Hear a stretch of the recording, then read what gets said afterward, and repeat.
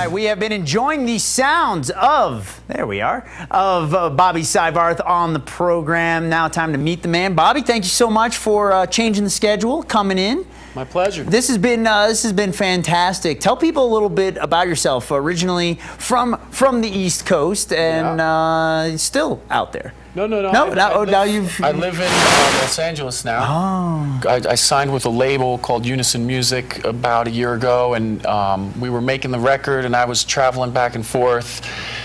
And I pretty much fell in love with LA. It's a beautiful city. And are they going to take away your New Yorker card? No, my birth certificate says Brooklyn, so that's a permanent record. That's on my permanent record. Okay. The Brooklyn thing. I was born in Brooklyn, grew up in New Jersey. You know, and that's one of your big influences, as you've said, is of course Billy Joel. One of the first records you bought. One of the first things you used to listen to. How has Billy's music influenced your songwriting? Well, the title of this record I just finished is Hellos and Goodbyes. I lifted that from a Billy Joel song, Say Goodbye to Hollywood. Because when I was 6 years old, what's the first lyric there? Bobby's driving through the city tonight. You know, so I thought he was talking about me. And you said, I just have to get my driver's license at that point. Yeah, you know, I was 6. I was playing with little Matchbox cars, and, you know, I was fantasizing that Billy Joel was singing about it. So, I mean, he's just a huge influence, you know. He's like the quintessential New York songwriter, you know. And it's interesting because he's, you know, he took off to Los Angeles for a while, you know, had a period of time there.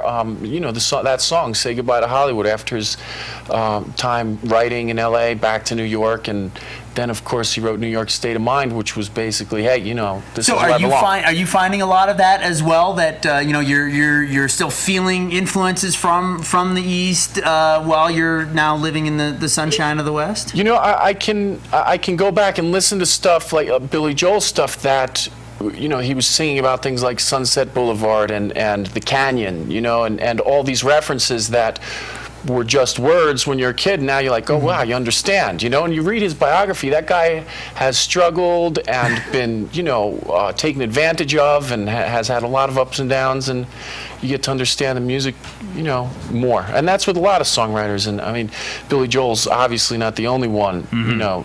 Tons of influences. Right. But so you are going to be playing a couple of spots here in Utah while the festival is underway. Tell us where. Well, I'm playing every night, man. I'm part of the Access Film Music Festival, doing sets at the Spur on Main Street and also Wasatch Brew Pub.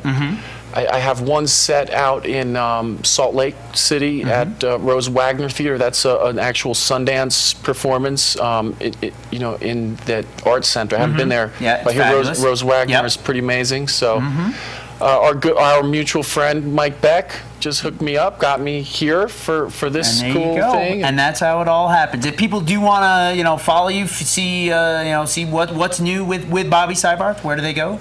All the places. MySpace.com/Bobby Syvarth.